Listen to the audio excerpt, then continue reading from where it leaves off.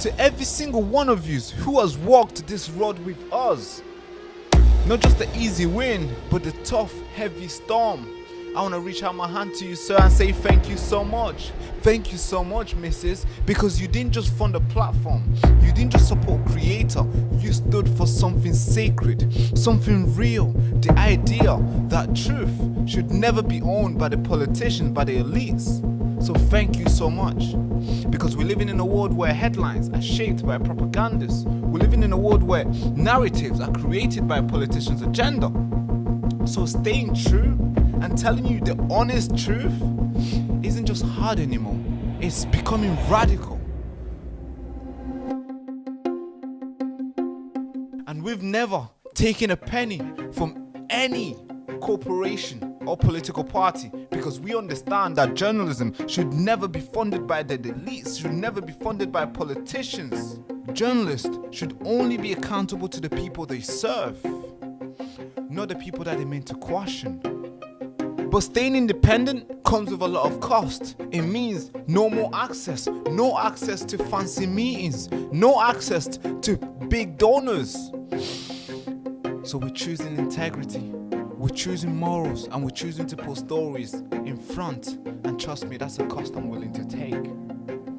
That's why we need you, not just as donors, but as people, as defender of truth, as people that believe that truth isn't a luxury, it's a right. It's a right that every single person in a country deserves to get. And if you've been watching the mainstream media lately, I'm sure you've felt a quiet rage when you see a story being told in a different way, when you see the truth being twisted, when you see suffering being ignored, when you see the powerful few rewrite history and take over narrative and rewrite reality. And now this is the moment that stops. Every single contribution that you make to this channel is a refusal to be manipulated. It's a stand against distortion. And if you believe that journalism should be factual, if you believe that journalism should be unbiased, then this is your time for you to stand with us. Donate right now and build this movement with us. Be the reason why the truth survives in this country. Thank you so much.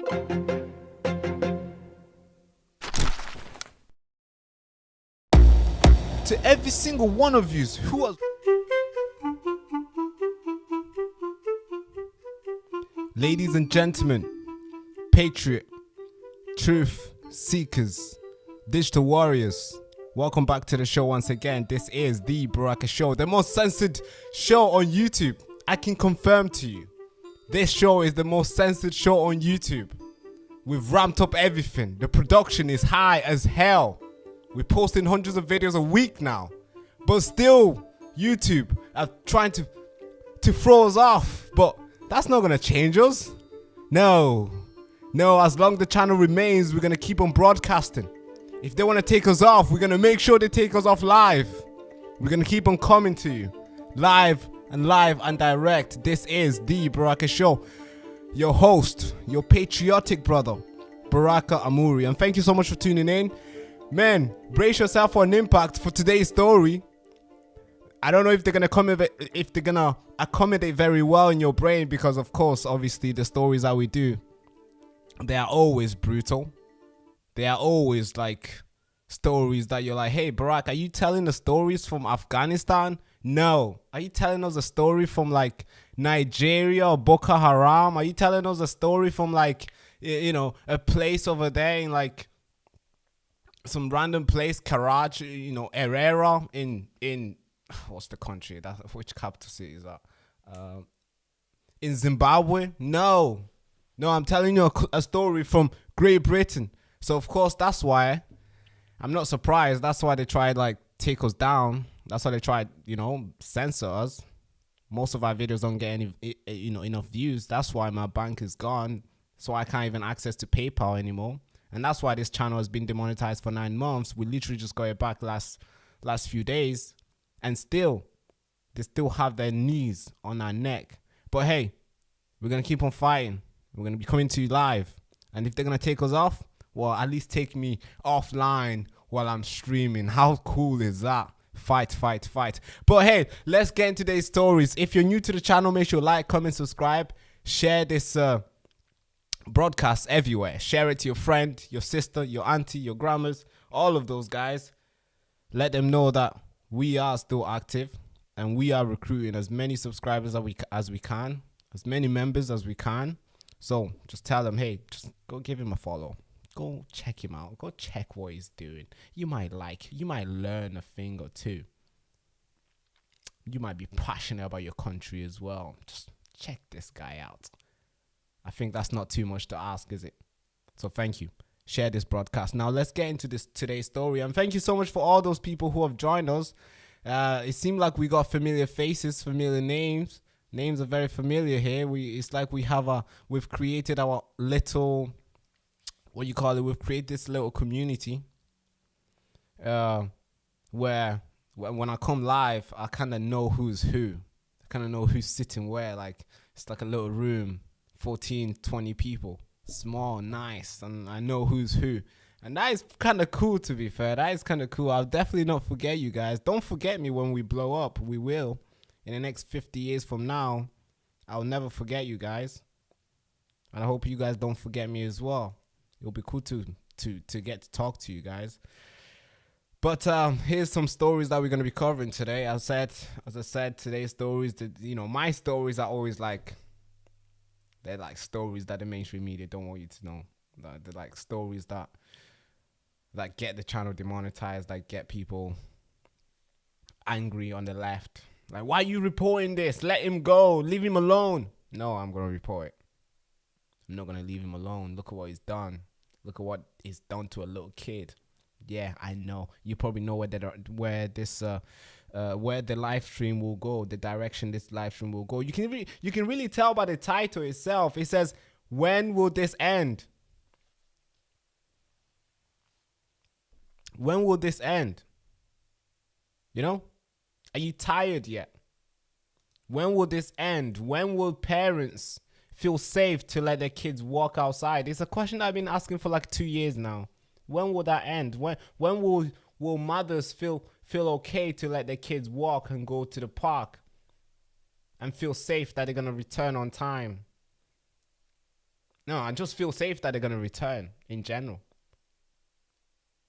When are we going to start feeling the sense of like safety when we're outside? When I don't go outside. When I do, I'm always checking my shoulders. And when I always walk with people. You'll never see me outside alone. Never. I'll call somebody to come. Hey, come to my place so we can go Asda. Yeah, that's right. Come to my house. Get an Uber, come to my place so we can go Tesco together. I do not want any random person pulling up because I know nowadays to walk inside in Great Britain, you got to carry a knife. It seems like that's a normal thing. Where today, as we speak, police officers are putting up all metal detectors all over the country to detect who's carrying a knife. Imagine how bad it is. They are setting off metal detectors everywhere to just look at who's carrying a knife. I mean, that's how bad it is. Where they feel like everyone and everybody could be carrying a knife. So of course I don't go outside, and I don't feel safe when my little brother leaves the house in the morning to go college. So I'm thinking, man, what's going on? No, he's not made it back. What's happening? It's 2 minutes late. Oh, it's the boss? Oh, thank God. I mean, who's in the bus with him? Because he happens in the bus too as well. So when will this end? When will the British people say, hey, enough is enough. I'm tired of this. I'm tired. And I'm not even talking about just crime in general. I'm talking about the corrupt politicians who will come out here and promise you stuff like, hey, we're going to do this. We are the working class party. Yeah, the party for the people. We're going to do this and this and this and this. We're going to build home. We're going to do this. We're going to make sure it's affordable for you to get homes. Then they get in and they do fuck all. Are you tired yet? When will that end? When they tell you, hey, you know, if you got to pay your taxes on time. You got to pay before you even see the payments. Taxes is coming out before you even receive yours. Yeah, HMRC, they are very smart. They take their cut first. It doesn't matter how much you're gonna get. They take their cut first. And then they'll send you whatever. They're like, yeah, here's some tax return. We accidentally took more than we needed. I'm sorry. At the end of the year or something. Yeah, when will this end? When are you going to be like, hey, I'm tired of this. Can we do something? Can we do something? I'm tired. When will you get to that stage? Because here's a story here. Oh, man. Let's get into it, shall we? Enough of me preparing you and bringing you in and inviting you in to the stories that we're going to cover. But let's get into the stories. I think I have enough time today. I really do. I have nothing to do. Well, not nothing to do, but I don't have because I'm always on a run after the live stream. Especially around 7, 6 something. I'm always trying to gotta go somewhere. Gotta do something. So, but today I can confirm to you I have all the time. I can go on. Today we might even get to see a 3-hour broadcast from the Baraka show today. We might. So, hey, let's see how well these stories really are. Some of these stories were found by the team and produced by the team, and obviously I'm going to be here to present to you. And some of them I looked for them myself. So, let me get a first headshot. All right. Which one do we start with? Let's look at the local newspaper. I'm not in Warrington, by the way, but that's the closest one I could find close to me. Yeah, front page. What's the front page? Oh, can you see what I'm showing you guys? Can you see this? Did we just lag?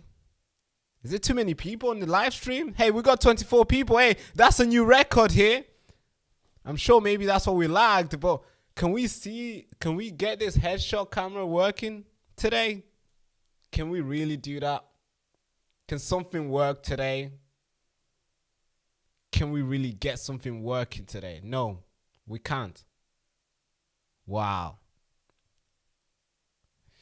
Let me figure it out because I need this headshot camera to work today. Give me a second. I can't let this thing bill out last minute. So I got a lot of papers here I want to read out to you and show you. I need the camera to work. Think it's gonna work. Oh, there we are. Oh, can you see the hand? Yeah, that's it. We're back. So here is what we're doing. Horror attack. That's basically what we see every time. In every single newspaper that you open in Great Britain, this is what you see. Horror attack. Oh, it's a horror attack. You get this. If you don't get this, oh, horror attack. Somebody just lost their son. Somebody just lost their daughter. If you don't get this in the front news, you get this. Oh, the government has snaked us, everybody. Somebody's cheating. Somebody's telling the secrets to China. You know, China stole secrets from 10 Downing Street. This is what you get when you open the newspaper. If it's not your little baby being killed, it is your government lying to you and spying and sending the secrets away. And if it's not this, then it's this. Yep, then it's this. Labor is not working. Inflation rate is going higher and higher and higher. Amongst the 7Gs, it's going to be the highest in the G7. The IMF report says we're going to have the highest inflation among all the top countries. Well, jobless people. No, numbers of jobless hit 4 years high. It looks like we're still in COVID. Growth in wages and living standard stagnant. This is what you see in Great Britain. Yeah, this is the news. You're going to pay more. Everything's going to be expensive and your life standards will stay the same or even go lower. Or maybe if you want to go even further, the students today that we are developing in this country, yes, they are so passionate. They are taking it to the street and show how much talent they have in their musical career, where they can express stuff like this. This is what you see today. But where do we start? I think let's start with this one. Really. Actually, no. I want to start with the one that didn't make it here. There's a lot of news today that I'm going to report that's not in these papers. There's a lot of them that don't make it here. And when they do, they're sugar-coated. They're like somebody's defending for someone. Somebody's not telling the truth. But let me report something that is not on these papers. And that is a story of this guy. I'm not sure if you've seen the picture around. I'm not sure if you've seen this picture. Or maybe I'm not sure if you watched this video. This video is really bad. Viewers at home, brace yourself for an impact because it's not that well. It's not that good. So if you're watching this, whatever you're watching this, the first story that I'm going to report to you, yeah, it's not that good. No, it's not. It's not. But let's get into this. Cool. All right. So first story. Make sure just shakes everything, takes everything away from you. It takes all the energy away from you when you're reading these stories. Well, first story. An illegal migrant from God. All right. An illegal migrant went out there and tried to kidnap a kid in broad daylight. Broad daylight. And somebody had to come and be like, hey, no, stop. Because he was trying to just take the kid away. He was just trying to take the kid. It's like, hey, what are you doing here, little girl? I want to take you with me to the hotel that the government is paying for me to stay in. That's the mentality now. And there's hundreds of them coming in almost every single week. I'm not saying all of them are adopting the same, but if one of them is in that boat thinking this way, that's a huge problem. Well, maybe I'm the only one that's declaring it a problem. Because if I'm the only one, then hey, that's even bigger. It's a bigger problem than that. Then, because this is what's going on. If I can get this technology to work, it just sometimes it chooses not to work. Choosing not to work. The best thing about technology is when it works. That's literally it. When it works, the best thing. When it doesn't, oh God. God. Okay, cool. Let me get these pictures up. Can we really get these pictures up? I think we can. If I can. Oh. So it's as easy as a button. Or it is. So it works when you press this button. Hey, we're still figuring it out. I'm really good with technology, but sometimes it really mess me up. So this is the story today. Here's a guy. I'm going to tell you more about him later on, but let's play this video. Now, this is exclusive from The Sun. Now, this guy, the guy in the green little dot, and the purple one is a little tiny little girl. Just walking, minding her business. You know? Just minding her business. Like, hey, I'm in Great Britain. I'm a tiny little girl. I'm just a little girl who would do anything to me. I mean, I just want to go home. Maybe go see my friends. It doesn't matter what time it is. It doesn't really matter. I'm in Great Britain, first world, right? Nobody will be trying to kidnap me and put me in the van. Oh, not even that. Just kidnap me and take me to a hotel that he's been housed in because he's here illegally. I'm sure that's what she was thinking. But here's the video I want you to watch. It's not that long. It's like 1 minute and 30 seconds. And I want you to watch this very carefully. And I'm going to tell you what happened here. God.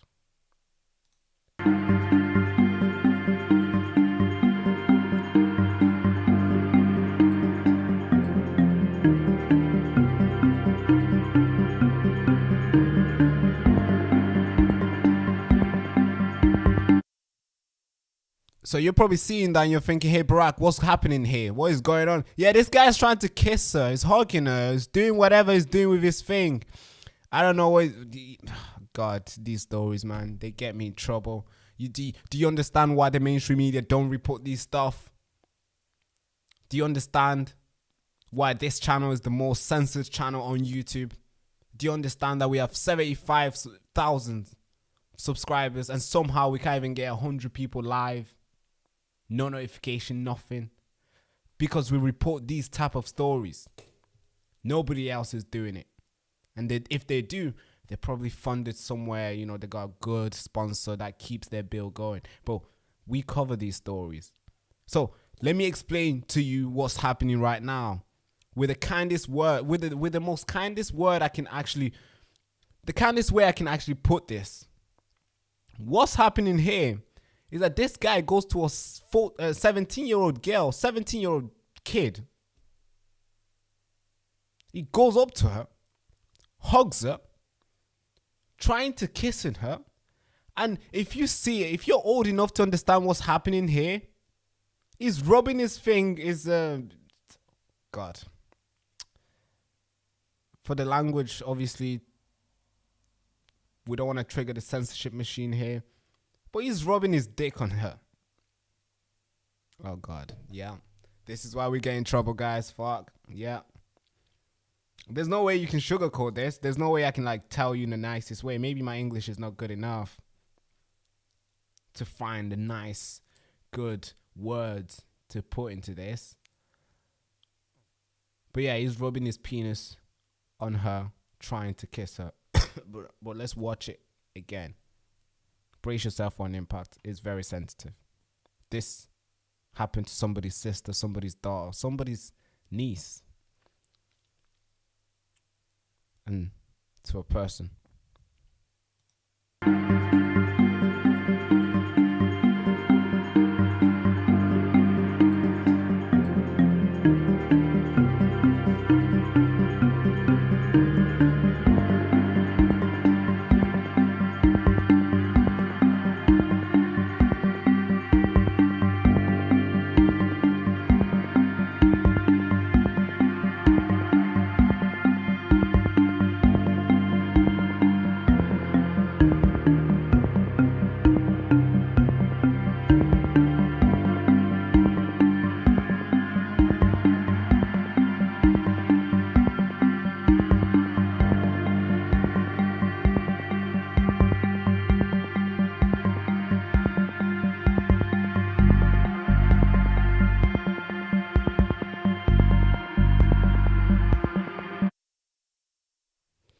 Yeah, from Darfur. This guy's from Sudan. It's the capital city from Sudan, Darfur. Yeah, that is him. Adam. He says that he came in the country illegally. Apparently not to make his life better. No. Not to contribute. Not to meekly beg the government and the British people to accept him in and learn English and become one of us. No, that was not his plan. He wanted to do something. He wanted to come and pleasure himself on white girls. Or any girl, I might say. That's him. From Darfur, from Sudan. Do you understand why these stories are heavily censored? Nobody wants to touch it. Because I always touch these stories. They're like, as soon as I see it, I'm like, yep, that's the first story. Producer, hey, that's the first one. And they're like, hey, Barack, this the channel, man. No. That's the first story. Because it's very, what's the word? It's very, I see it as like a disrespect to the victim if we don't cover their story. Do you understand the way of thinking when I approach these stories? I see it as a disrespect, as like a middle finger to the girl, like, hey, nobody deserves to know. Shut up. That's what these stories always, they have to be in the front page, but they will never be because somebody's protecting them. Somebody is not doing their job, so they don't want to report this. Why would they want to report this? It makes them look bad. Why would they want to report this? It makes them look bad, and you probably won't vote for them again. So it's like, really? Why should we want them to know? If they know, they're gonna see that I'm not doing my job well, and I might lose my job. Hey, I'm a career politician. I got nothing else that I'm good at. I'm not even good at this, but I got nothing else that I can do. So of course, don't report this. And if you do, point it somewhere else. Say it's the far right that incited this guy to go and do this. Oh, say it's the girl's fault. She wanted it. She was asking for it. Yeah. Huge problem in this country. I started this broadcast saying, hey guys, I'm not reporting from Sudan. This guy's from Sudan. Yeah. I'm not reporting from Sudan. I'm not reporting from Khartoum. I'm not reporting from Herrera in Zimbabwe. I'm not reporting from Lagos, Nigeria. I'm not reporting from none of those countries. Heck, I'm not reporting from Pakistan. No, I'm not reporting from there. I'm reporting in Great Britain. This is the story. These are the crimes. And every single day, there's always something new to report. But yeah, that's the first news today. So, I go back to the title of this video. Are you tired yet? And I'm not even asking this question to incite any sort of any sort of violence or anything, but I just want you to realize, hey, you gotta do something. You gotta do something. How are you tired yet? When will this end? Like, is it gonna end when it happens to your daughter? Are you sitting there thinking, oh, Barack, it didn't happen to my niece, so why should I care? It didn't happen to my daughter, man. Why should I really care, Barack? Why even reporting these stories? It didn't happen to my daughter. Why? It didn't happen to my niece. Every little girl that I have in my family is okay. They're safe.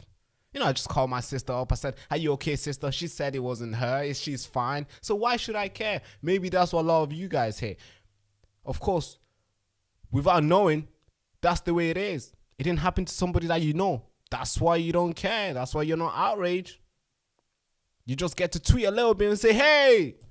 And after that, you go back home. Everybody else in your family is fine.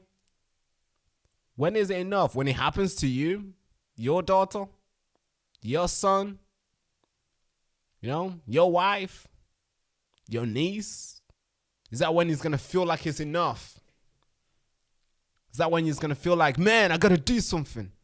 Oh, this is the time. Are you tired yet? And of course, I want to go back to it and say, hey, I'm not saying this to enrage any sort of like feelings, but hey, I'm just saying, like, this needs to end. This needs to stop. It needs to stop now. Best time to stop this was years ago. The second best time to stop this is now. But I guess we're going to see what stories I have to tell you tomorrow. Hopefully it stops today. But if not, then I guess tomorrow we got more news coming on your way.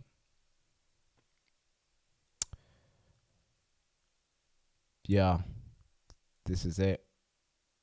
These are the top stories for the Baraka show. It's freaking insane.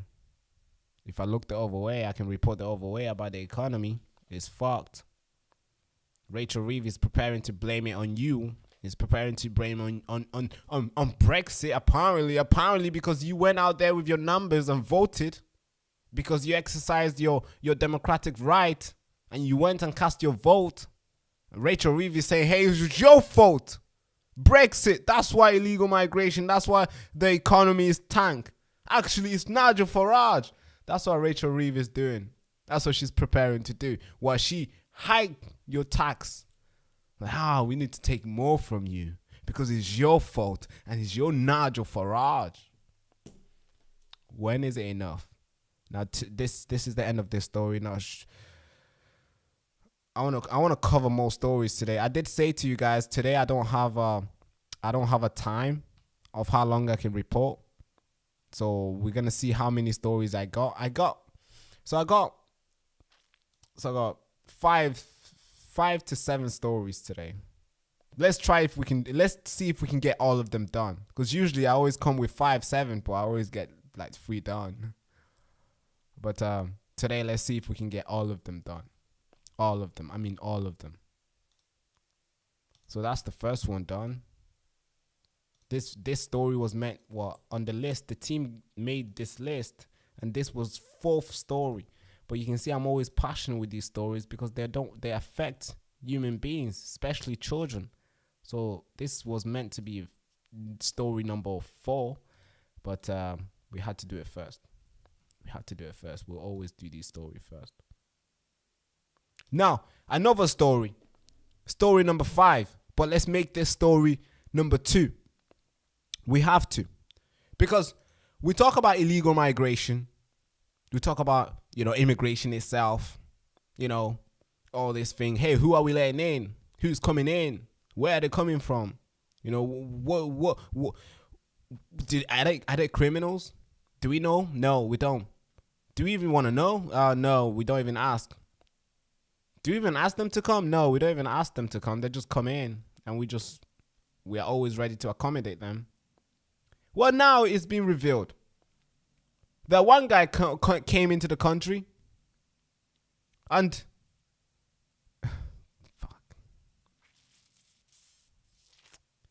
this guy's from it's an Egyptian, is from Egypt,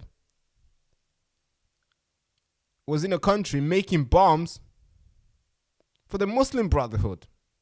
It's like, what do you mean, bro? Illegal immigrant came here, he's making bombs. So he's so smart that he can create a bomb, and not for the police or for the army or for the British state. But no, they're creating it for the Muslim Brotherhood. What do you mean? Yeah, that's what I mean. A guy came in illegally, started making a bomb for the Muslim Brotherhood. What's that for? For who? What's the plan? Who's the target? I don't know. I'll let you decide. But this is the next story. Are you ready for it? I'm never ready for these stories. I hope you are. I really do hope you are. But yeah, let's go. Let's cover this next story. Hi. So, oh God, let's get his picture up again. Let's get these guys' pictures up. Let's get his picture up. Now, video 5. Yep, that's his picture. Yep, that's his picture. Let's see if we can do something here. 2 seconds picture. His picture should show here, but technology sometimes just choose not to work. So what do I do? What do I really do? Oh, there he is. It's working now. Yeah, technology chose not to work today. Oh, finally we can fix it up. All right, there he is. That's his picture. Oh, perfect. That looks nice. Full. Okay, technology is working now. All right, very good. I like it when things work. I really do. When they don't, I get pissed off. It takes a lot of time to create these stuff. Cost a lot of money too. But anyway, that's his picture. So this guy, born in Egypt, 42 years old, arrested in 2015 in Egypt, accused of making a bomb for the Muslim Brotherhood, entered the UK illegally, claimed asylum, housed in Hilton branded hotel. Oh my God, Hilton branded hotel? Are you insane? Are you mad? What? I don't know which type of Hilton hotel this was, but last time I went to Hilton hotel, if you're from Manchester, there's like, one of the best. There's like one famous Hilton hotel. That one, yes, in town center. You go to that, you don't even want to come out. They knock on your door. It's like, hey sir, it's time for you to leave. Time for you to check out. You're like, no, I don't want to go. It's so nice. It's so lovely, especially when you get the lounge, you get all the stuff, and you get the view. It's tall enough to see United and City at the same time. Man, what a view. I'm not sure how well his Hilton hotel was, but it was for free. God. So Hilton Hotel, West London, paid by taxpayers. Now, here's the crime. November 2024, Hyde Park, Central London. A British woman walking alone. This guy dragged her into the bushes and raped her. Yep, Yep. That's the stories for today's Britain. That's the story for today's Britain. He was living in a 4-star hotel funded by a home office. And he said, no, that's not enough. I want more. I traveled so far to get here. I want more. And he said, hey, I want a British girl. Falsely. I don't care. And guess what? He went out there and he did that. And we're finding out, hey, this guy was making bombs as well. He's been arrested before for making bombs for the Muslim Brotherhood. So this guy, we just thought like, yeah, we're just gonna take anybody in. Who wants to come in? Yeah, bring them in. How many? We don't care. Just bring them in. That's this guy right now. Now here's a quick report on this. A beautiful lady will take away.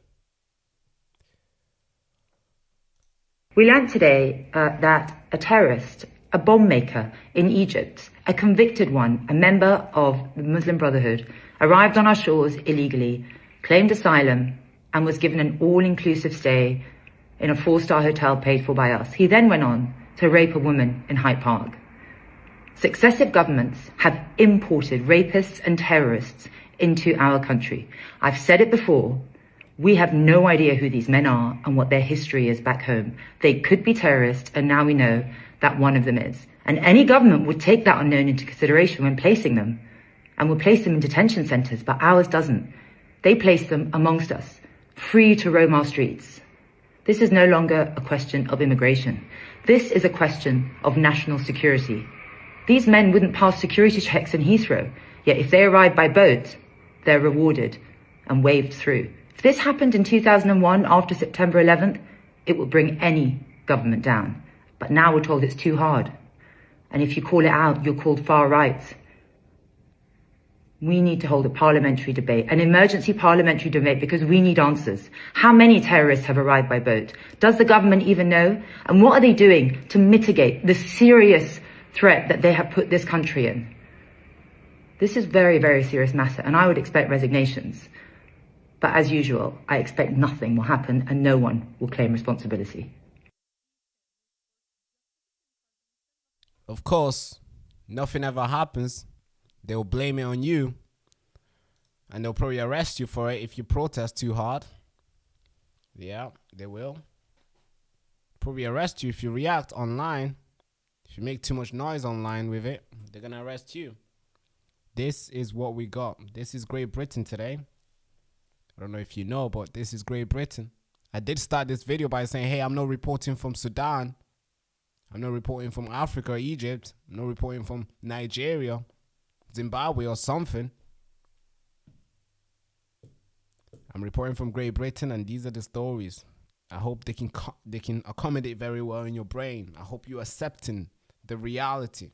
Stop living in the illusion that you're in a first world country. No. That is slowly changing. It is. You are maybe a third country now. With the crime, with the prices. I mean, to be fair, living in the first country, you know, the price should be obviously it should be expensive, but it should be able to, and everybody should be able to afford it. But no, not in Great Britain. No, no. Rachel Reeves says no. Not in Great Britain. You're going to pay more, you're going to work hard, and you're going to have to pay more again. Growth in wages, yeah, it's not going to go up. Standard of living, yeah, never mind. We're going to face the highest inflation in G7. Yep, that's right, according to the IMF. You want a job? Oh, I'm sorry. Numbers of jobless hit 4-year high. That's Great Britain. That's Great Britain, and anybody can come through the boat. And we're only going to find out who they are after they commit a crime. After they commit a crime. That's when we get to ask the question, like, who are you? Literally, that's the memo here. We only get to ask the question, like, who are you? Tell us your name. After they commit a crime. Then we get to find out, oh, man, this guy's a terrorist. And he just did something to somebody. And then we're like, oh, appalling. Oh, we're all going to write some tweets and we're going to say, oh, sad I am. Angry I am. Disgraceful government. Next day is just a normal day for everybody, apart from the victim and their family. That's where we are today. Again, when will this end? Are you tired yet? I don't know about you, but I'm freaking tired, bro.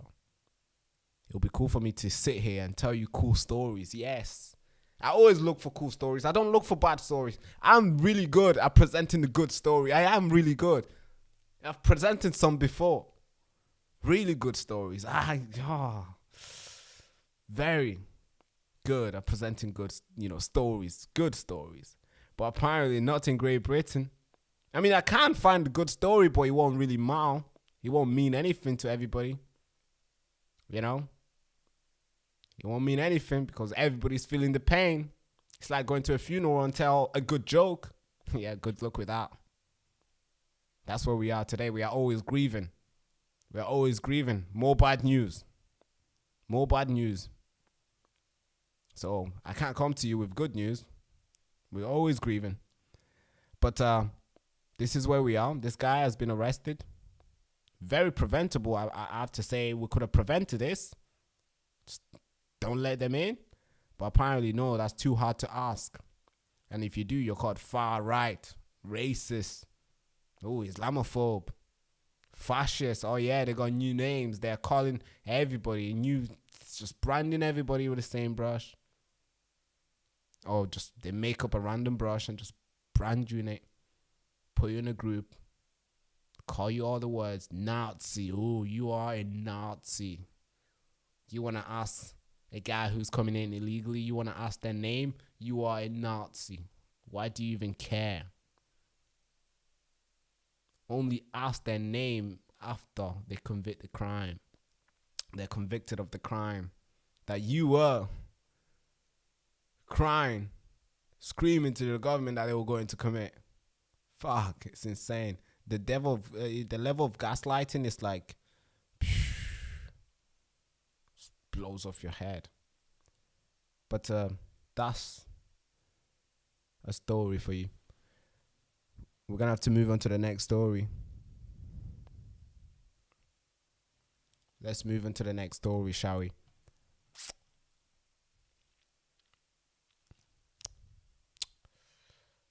Yeah, let's move into the next story. Story 5, video 5, done. Let's see. I want to get to the economy. I really do want to talk about the economy today. I'm gonna get to, because apparently there's something going on with Sadiq Khan. You have to know this. I'm gonna reveal today to you what Sadiq Khan is planning to do in London, or maybe what the Labour Party trying to do. They're trying to save themselves. They want to cheat. I mean, that's not new, but they want to cheat heavily. They want to cheat. It's going to impact you and your family, especially if you're in London. Actually, it's going to affect everybody in the country. They always prioritize themselves, their elites, their donors. The ones who have money to buy and donate. Those are the guys who guess the priority in this country. Now, you want to get a house? Fuck no. We are building 1.5 million houses. Not for you. Yeah, we're going to tell you about those stuff as well. And we're going to try to tie it up to what Rachel Reeves is trying to do. Well, not trying. She's going to do. Raising everybody's taxes. Anyway, let's get to story number 3. Story number 3 is actually stupid. I don't know if I should do this. It's actually so stupid. So you see, when we arrest people, they commit a crime, we arrest them, we're like, hey, you are going to jail. We want to teach you a lesson. You're going to stay in this room and you're not going to do anything. You're never going to see your friends. And if you do, it's going to be on our terms. And we're just going to punish you for however long that is. We'll put them in jail. And we hope that they learn a lesson. But apparently, no, it's just a little vacation for them. Just a little, get away from family, get away from the gang type of campaign that we've been running. Doesn't work anymore. Jail doesn't work anymore. I mean, it could. It does to some, but it fails to a lot over people. I mean, I can just slowly open this news articles. Yeah, let's see. Oh God, this one: a woman was stabbed a lot of times. She was stabbed by her husband. It's freaking insane how silly the guys are today. They get mad and they stab. Freaking insane. Look at this. The councillor in Warrington, they're going to do everything possible to stop people from putting the flags up. It's freaking insane. They're going to spend the money that they should be using to fix their road. Nah, they're going to spend it on people to go and put the flags down. It's freaking insane. That's all we have in the UK. But look, let's talk about jail, right? Because that's important, right? I want to find this story. I've seen it here, either on this one or the next one. Let's see. Can we? All right. Finally, people are figuring it out. Digital ID won't fix migration issue. Yeah, finally, people are figuring it out. I think he watches the Baraka show. What do you think? What's the chances that he watches the Baraka show? Man, what happened to this news article? It was here. Where did it go? Freaking heck. Because we have so many. I don't think this one is in there. I don't think it's in here. Next time I'll be taking the papers out. Yeah, I think maybe it's in here. This is the Daily Mail today. Well, we can talk about this, but I think this is silly. This is so. Both parties are in the wrong. Corruption. They'll do anything. Both parties, Labour, Conservative, all of them are in the wrong. Now let's talk about jail, because that is something that we, because a lot of criminals. A lot of people that are coming in the country are doing silly stuff. We send them to jail and hope they'll come out and get back into society and contribute and not want to see other people hurt. Can I really? No, I think it's gone. Did I seen it here? What the fuck? I just read this story. Like, where did it go?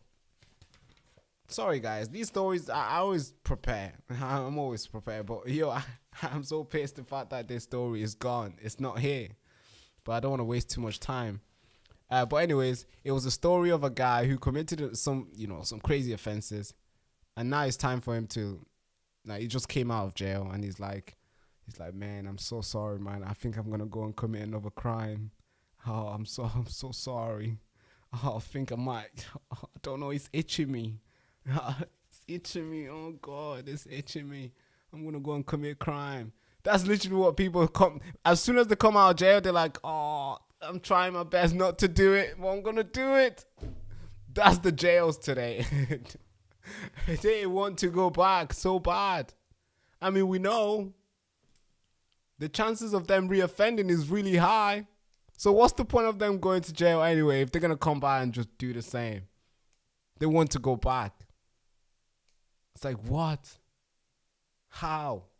You would think somebody who, goes to jail, they'll come out brand new, right? New person, right? Oh, man, they'll be scared to even think of what the thing that they did. Let's say you rob somebody's car and you get caught and you get sent to jail. When you come back, you would not even look at the car, right? You would not even think of getting in somebody else's car. Even an Uber, you would not want to get in it because you're like, man, that's not my car. I don't want to touch it. I don't want to see it. Because you'd be so scared to go back into that box. But today's inmates, no. They want to do it. And they're blaming you. They're blaming everybody. Well, they're blaming the government on what's happening to them.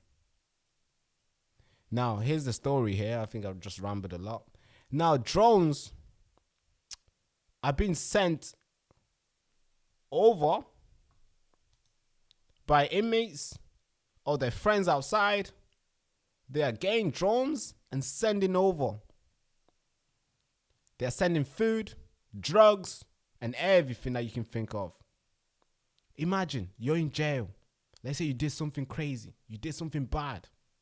And the government and the public, you got, the judge or your peers said you are guilty. So you go to jail, right? You go to jail. Meant to spend time, being I always get a struggle saying this word. You want to go out there and come back and be fixed, yeah? That word always tricked me up. But no, while you're there, you're having so much fun that you gain drones of food, weapons, drugs, flying over, hundreds of them a night. Would you call that jail still? I mean, would you really call that jail? I wouldn't. I don't think so. That's not jail. That's not jail. Wouldn't say it is jail. Look at this. This is the jail today. Drugs. Drones being sent over, delivering drugs. That's it. And we just say, hey, how come they're always high? How come they're making music in jail? How come this guy is a rapper, but he was in jail for 3 years, but somehow he's just posted and released an album? I mean, how are they doing it? Well. Like literally, there's a guy in jail. He's posting music, and he's gonna be in jail for the next couple years, and music's coming out. I'm thinking, yo, how? Got music there. Got the desk. Music video, yeah, not audio, video. They're coming out. Thinking, what the heck? Some people are having babies. You got a wife pregnant. Girls are getting pregnant in jail. You're like, wait, your husband is in jail? How long has he been in jail? He's been in jail for 2 years. And you're pregnant? How? Did you cheat? No. I mean, you're able to go and do it? What kind of jail is that? Yeah, so I'm not surprised. It feels like a little vacation. That's why nothing changes. That's why you can't stop a guy carrying a knife, because he knows where you're going to send him. Jail? Oh, that's a little vacation. I'll be back out. Nothing will change. I'll get my little food coming in the drones. Get my little drugs. Get my weapons in. What else am I going to get in? Whatever I need. Whatever I want. Who cares? Look at this. This is the number today. The numbers of drones being flown into cells. 2025. Can you see that? Is 2025 ain't done yet? I don't think so. But look at that graph. Yeah, that's what? Look at that. Over 1,500 drones have been flown over into cells, prisons. Just hundreds of drones, thousands of drones are going through. It's up by, God, by 1,140%. That's how much it is. It's gone over. It's a business. It's booming. It's booming. And whoever's in that business right now is winning. They are winning indeed. They are winning. Because that's what they get. Easy stuff. There's not really tough on crime, is it? There's tough on crime outside in the civilian world. Sorry, there's not tough on crime outside in the civilian world. You go to jail and there's nothing. There's nothing sort of thing like force. I don't know. If I was working to fix the cells, jail, I don't know. I think they'll hate me. They'll really hate me. Jail should be a place where nobody should ever. If you feel if you had a dream of going to jail, you should consider it as a nightmare. That's what jail should be. Prisons should be nightmare for anybody, everybody. Doesn't matter what crime. Oh, you stole some money. Doesn't matter. Jail is gonna be brutal. It should be brutal. You should learn. You should come out very different. It should be like a puppet. Should be like a little baby cat. Very, nice and delicate when you come out. You don't want to step on anybody's toes. That's how it should be when you come out of jail. But today's jails is different. People want to go to jail. You got people, you got rappers making music about how much they want to go to jail. Actually, going to jail, coming back out, you get more famous in the black community. Oh, because now you got something to talk about. Oh, people like that. The girls love the guys who have been to jail. The girls like the bad boys. Bad boys, bad boys. Oh, so today's jail is like basically a place that, you know, it's just a place that it's a building that brings no return. There's no return. Just paying it and keeping it there. And yeah, these are the drones. It's been flown in. These are the drones. They're carrying in weapons, guns, food, cameras, maybe laptop. You know? That's why you got people in jail streaming, live streaming, making money on TikTok. You're thinking, hey, this guy's in jail, bro. He's making money on TikTok. He's making more money than me online. He's in jail. How? How? You want to know why? You wonder why? Yeah, there's no fucking... This country is becoming a joke. They don't police the street. And when those criminals go to jail, yeah, they have it all easy. Here's a video I want you to watch from I think ITV or Sky News, one of those guys. Here's a video I want you to watch. Cut 2. Let's watch this video together. It's big business. It's worth them doing. It's sophisticated. The payload of these things, we're talking, you know, several kilos. Anything that is valuable in prison that fits within that payload is what you can get in. I mean, there is also a concern that some of the large drones that are mostly built for agriculture can actually lift payloads of sort of 80 kilos. I mean, that's a person size. So there is also the threat of one of these agri-drones coming in and being able to actually lift somebody out of a prison. How worried are you about it? The things we would most worry about are a firearm or explosives making their way into the prison. I'm really concerned that at some point that will happen and that somebody will get seriously injured or killed as a result. Yeah, of course. Obviously. That's where we are today. It's a big business. You allow them to flourish. You created a market for them. How can you not stop a little drone? I'm sure there's little, stuff. You know, you can see it flying up there. How can you fail to stop it? Here's another video. Types of criminals that are housed here have committed serious crimes, including murder. For much of the night, the sky was still, almost silent, until this. Can you not hear that? Are you sitting there as as a guard? Are you sitting there and thinking, hey, that's a wasp. That's a wasp. It's a little fly. It's a bird. Man, you can clearly hear it's a drone. It makes noise. It's not an insect. How can the guards think this is like, yeah, that's a little insect. It's okay. Man. A drone makes its descent into the prison. This is illegal, it's brazen and it's bold, but it's because of demand. Demand on the inside for what you're about to see. That was a drop of drugs, which were delivered directly to an inmate's window. Watch it again. The drone hovers and then suddenly drops the package. And it wouldn't be the only one of the night. It's just gone 2:30 in the morning, and all we've heard for the last 20 minutes or so is drones buzzing across the skyline, heading into Wandsworth Prison. Look carefully at the bottom of the screen. You can make out the package dangling at the end. For a few minutes it hovered, taking time for precision. And then it dips down into the prison.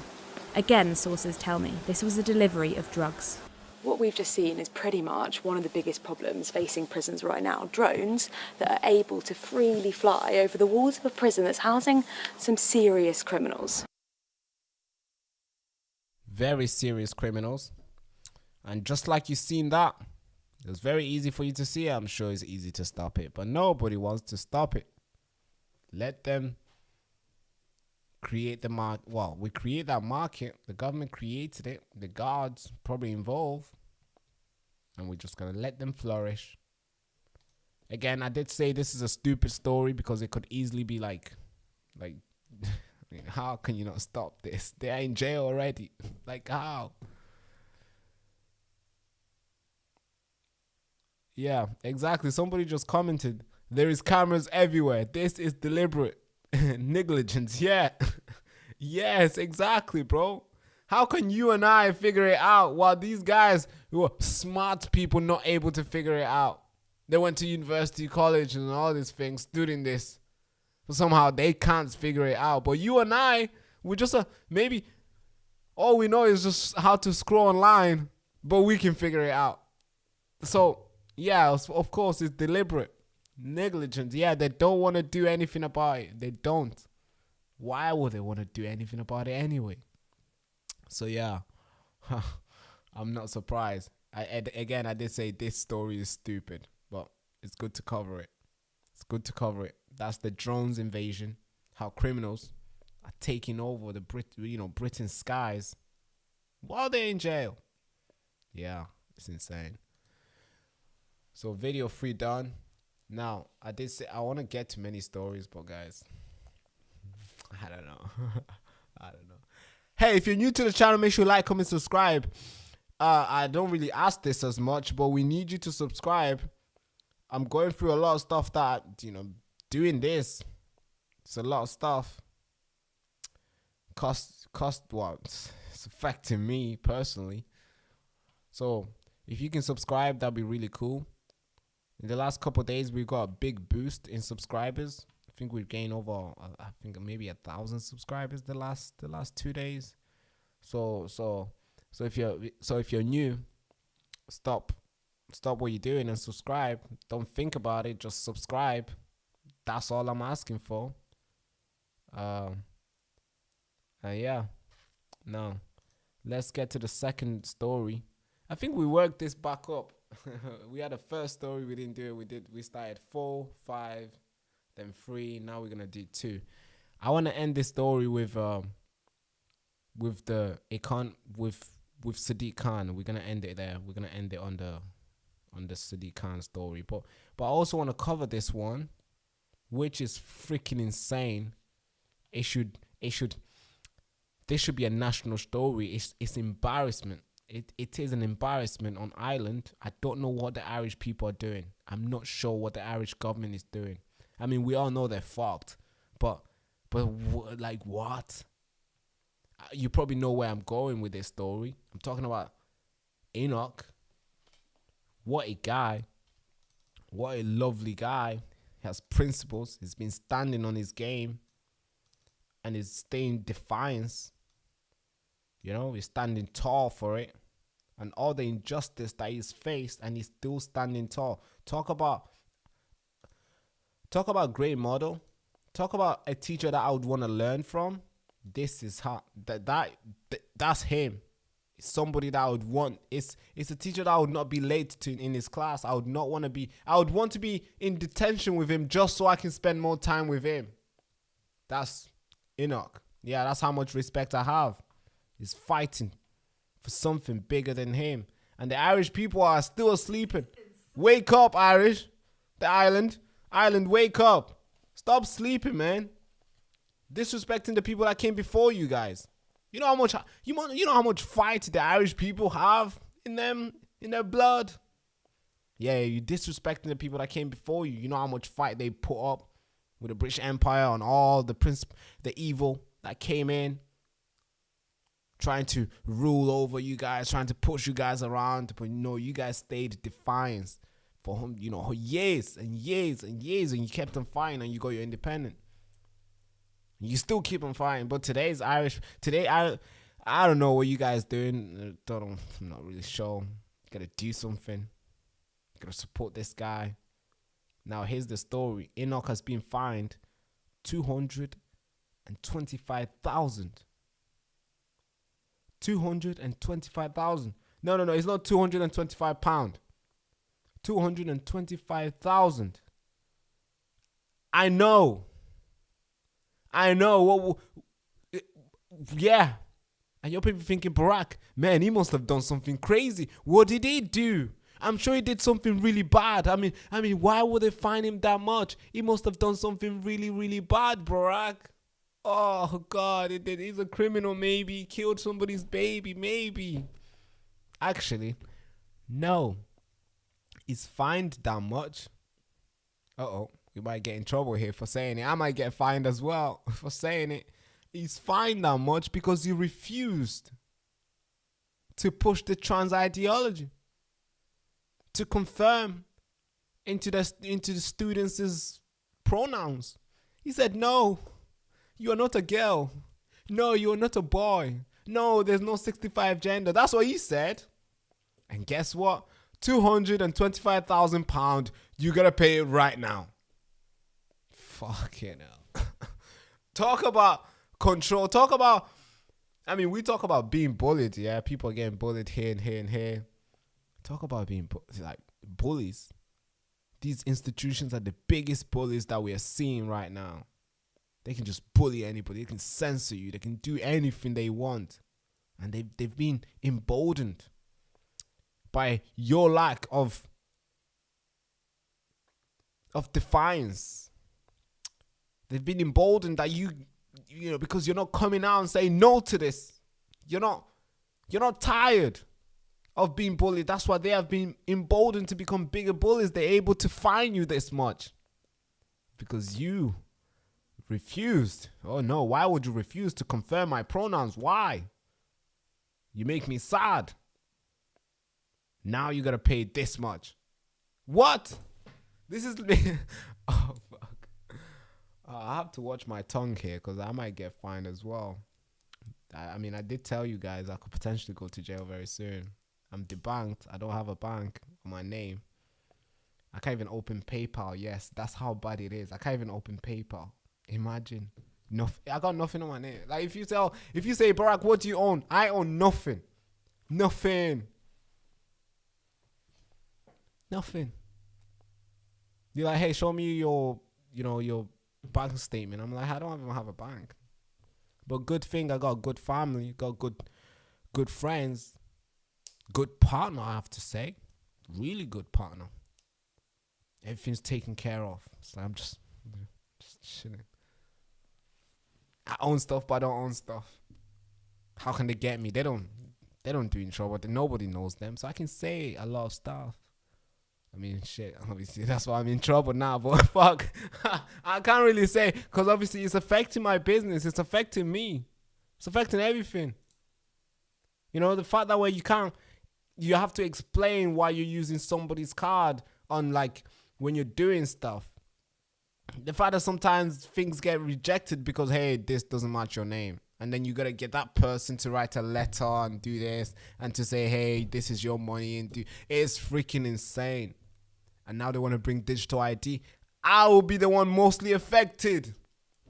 Because their face and my face will not match. I'll have nothing. Enoch is going through worse. They want to make him pay that much. £225,000. Pay it. Euros. Pay it right now. Why? Because you refused. Why would you refuse, Enoch? Why would you refuse? Are you silly? Don't refuse. Pay it now. That's literally what's going on in Ireland. Hey, the Irish brothers, what are you doing? What are you freaking doing? What are you freaking doing? We need the Irish brothers to stand up and girls to stand up and fight.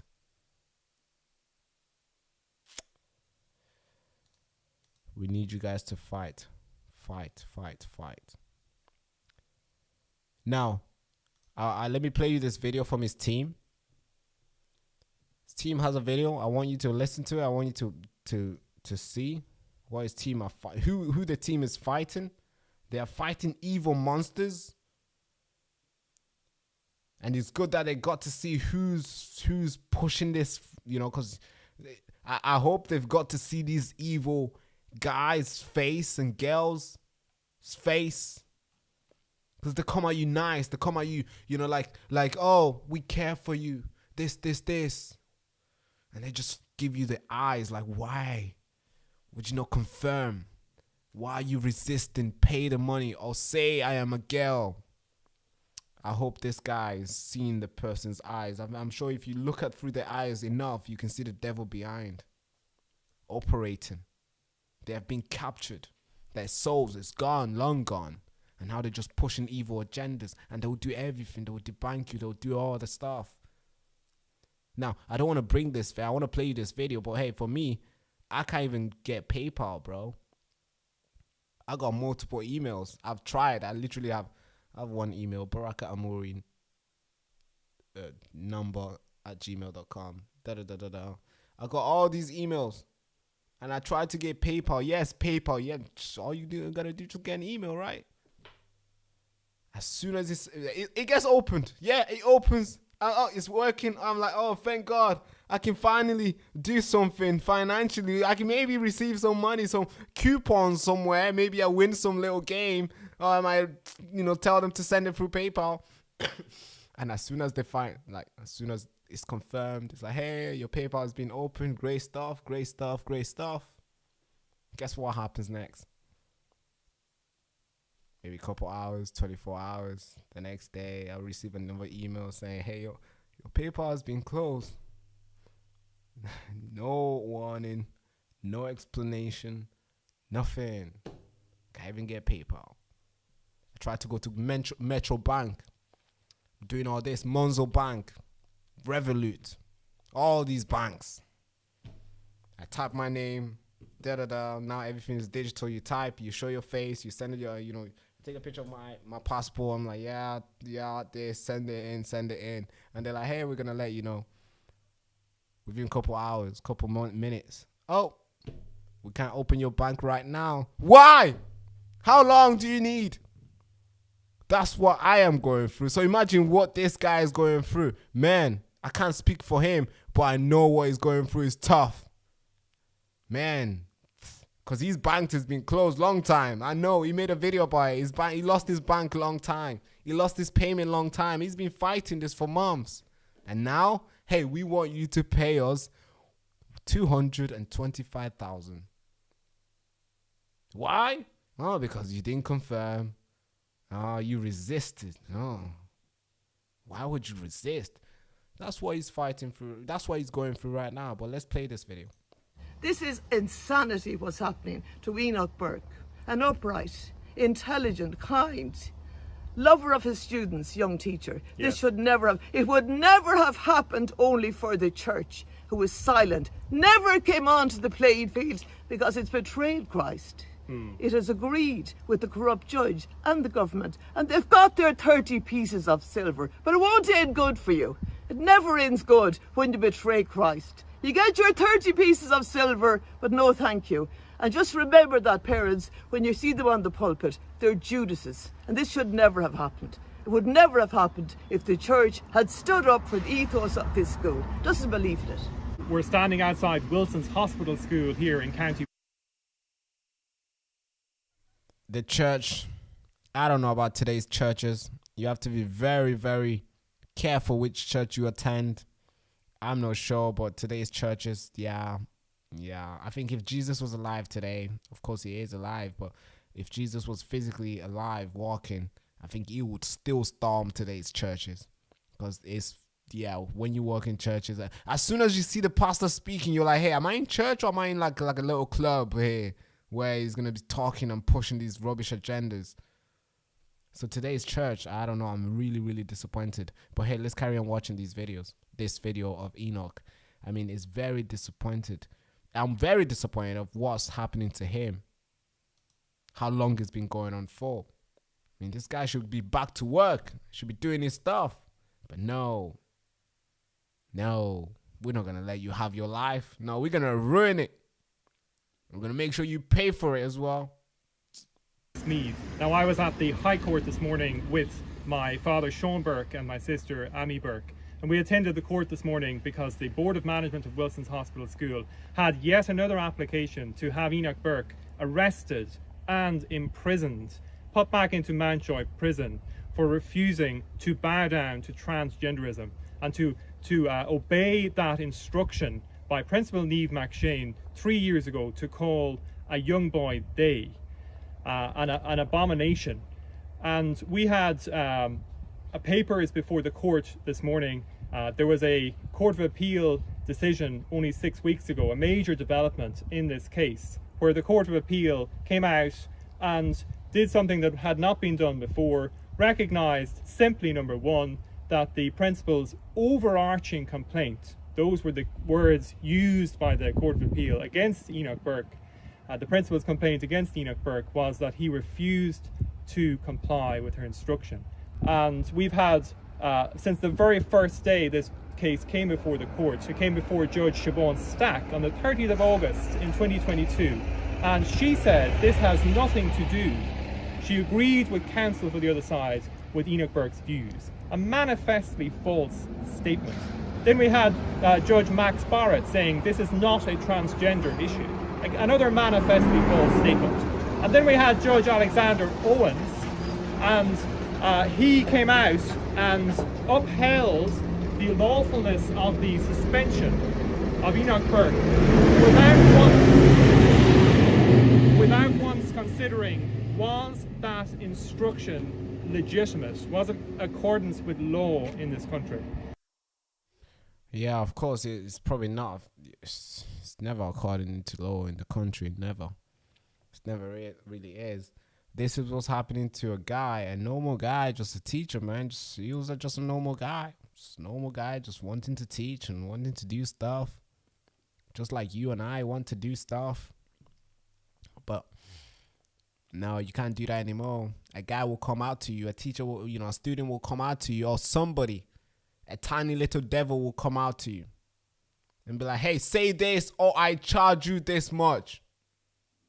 And you're like, no, I'm not conforming, sorry. Get away, devil. Little devil, go away, go to hell. You do not deserve to be here.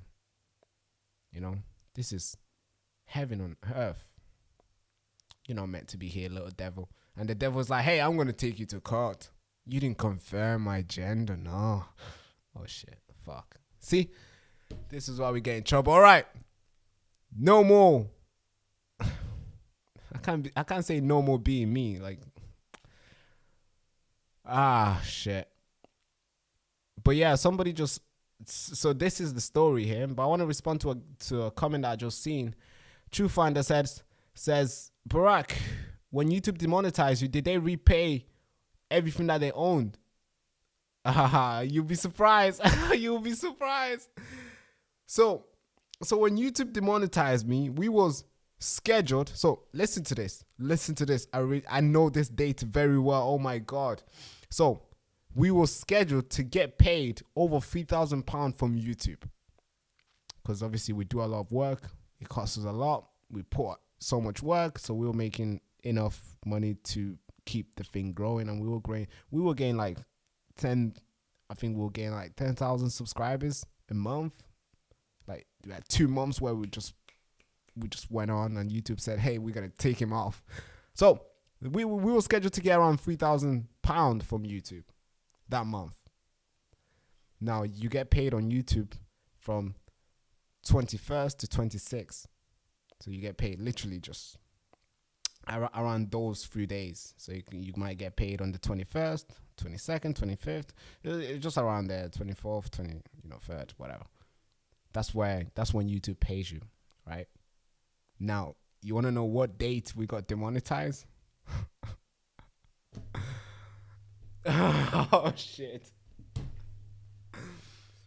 Fuck me, bro. You want to know what date we got demonetized? Oh, God. So, I'm thinking, all right, big check is coming through. We're going to invest in this. We're going to get this. We're going to get this new gear. We're going to invest in all this. And then we receive an email. 25th. We're waiting for money. Oh, no money for you, mate. No. That's literally what happened. I think if I can scroll. Oh, God, let's see. Am I even logged in? This is a new phone. Just for the channel. So let's see if I can get Gmail here. How far do I? Give me a second. If I can scroll this far, I'm not even logged in. This is how new this thing is. I'm not even logged in. If I was, Next time I'll get some screenshot. Yeah, we got demonetized. 25th, no money, nothing. And so I'm thinking, all right, okay, all right, what the fuck? Because I had plans, bro. I need to pay some stuff. Fuck. You know, shit, it's the first month, you know, the first day of the month. I gotta pay them the next 5 days. I need the fucking money. So I'm texting, I'm getting angry now. I reach out to YouTube. Then I get on the call with those guys. Not on the call, but on the emails. And we get back and forth. And I was like, yeah, you silly. Fuck off. I request to speak to another person because that person was not producing any sort of results. It was the same. No money. And you want to know the reason why they would not pay my money, the money that I made, the money that we generated on YouTube? You want to know the reason why? Because that money was going to be sent back on advertisers, on viewers. You want to know how foolish and bullshit that really is? YouTube said, hey, we're not going to pay your money because we're going to send it back to the advertisers. Advertisers, they paid money already. They paid to put their advert on my video. And people have seen their advert. Now I got to get paid for it. But you're going to say, hey, no, forget what people seen. We're going to send them their money back because you are demonetized. That's the reason why I did not get the money from YouTube when we got demonetized. It's freaking insane. And ever since then, we've never had the same reach. We'll gain like millions of views weekly. And ever since then, yeah, we got 28 people watching right now live. I think maybe, I mean, I don't know if the people who came here first, you can remember when we used to go live and my laptop would crash because the amount of people tuning in the chat. Literally, the laptop would crash. But today, we've got 29, 28. That's 29, 28. I think the highest today was 40. Yeah, YouTube was very generous today, right? YouTube. Getting 40 people on the live stream today. It's like, oh, sweating. That's the reason why, you know, when it comes to YouTube money. So ever since then, we've not received anything from YouTube. Everything here has been self-funded. Had to fire a lot of people that I really loved working with. Had to, because obviously they're not going to work for free. We were building something really. But then I can't really look back and say, hey, but I know for sure if we were not demonetized, we'll probably be. I know for the fact the work rate that we were putting in, the vision and the amount that we were making and the investment that we were going to be making. Man, I think today we would be on like, I'll probably say 200,000 subs or more. Because we would just... Anyways,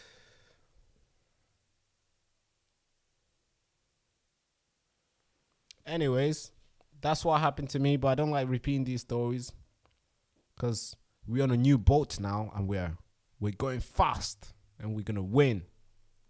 No matter how many people tune in, 2 people, 3 people, it doesn't matter. I don't mind coming live if there's one person watching, as long as that person is enjoying the show. That's all. As long as that person is getting informed, that's the mission. I don't mind going live and nobody's there. I'll join my live stream with my other phone. Yes, I'm going to join the live stream with the other phone and I'll have it there and I'll just talk to myself like I always do. I'm always watching myself. I'm like, oh, am I getting informed each time? Am I rustling well with my words? Am I getting better at presenting? I'm watching myself. I don't mind.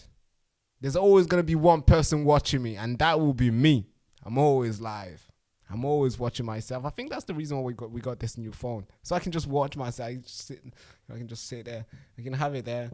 You know, I'm presenting. I'm looking. Yeah, it's coming out well. So yeah, YouTube can do whatever they can. They can do whatever they want. As long as we still have the platform, I'm okay. But we've tried Rumble. We are doing Rumble. We are on Rumble. But obviously, it takes long. You got to keep doing it. You don't just move to another platform and be like, yeah, drag all these guys here. It doesn't work that way. You got to go over there and you start on 0. Right now, we got like almost 200 subscribers on Rumble. But we're putting and we're doing and we're doing and we're doing. But it takes time. Somebody just said, lol, I talk to myself too. Yeah, I know, right? It's the best conversation you can ever have with somebody.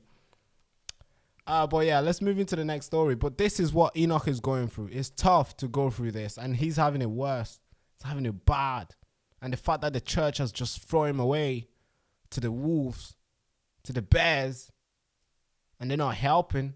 The fact that Irish men, Irish women, they're just sitting quietly, not raising the voice for him. I don't know. I find that this, because that could easily happen to anybody. It could happen to you who's watching this from Ireland. They could, not even Ireland, anywhere.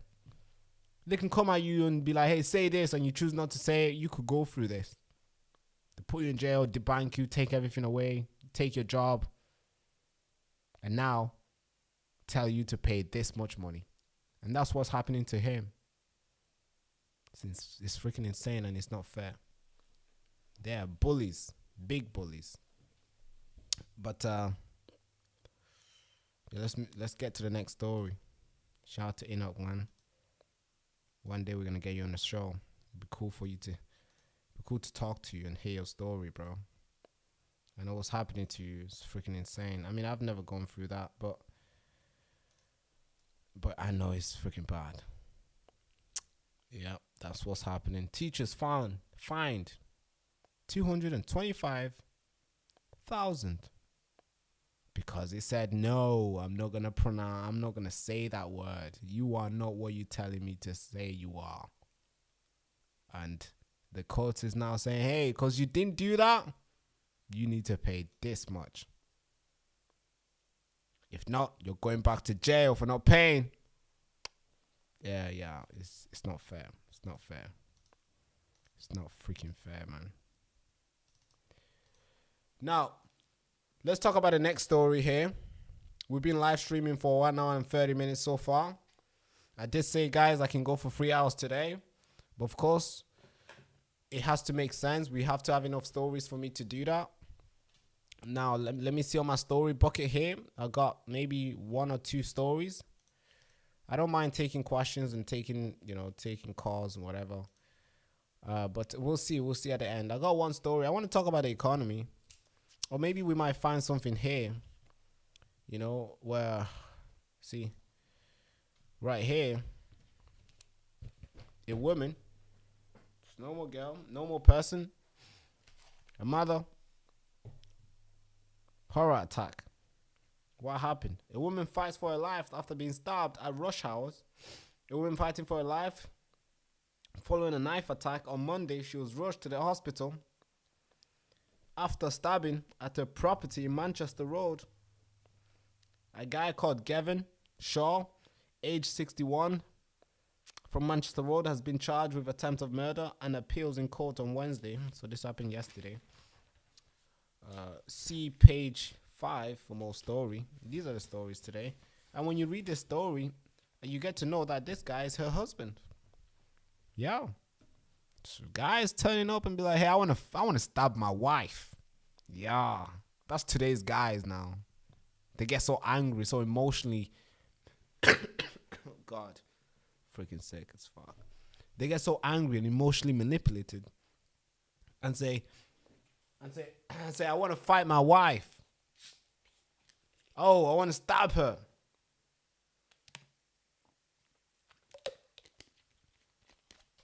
Yeah, that's today's guys. I wanted to find my wife and I want to stab her.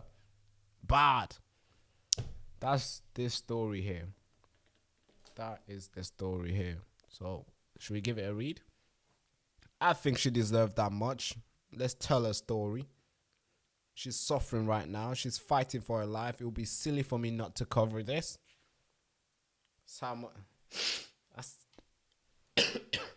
That's how little I can. That's how much I can do.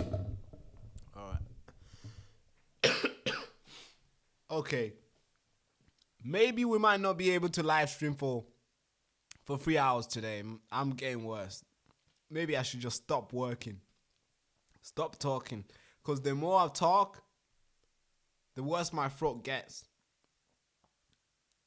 Now it feels worse than it was. Oh, God, fuck.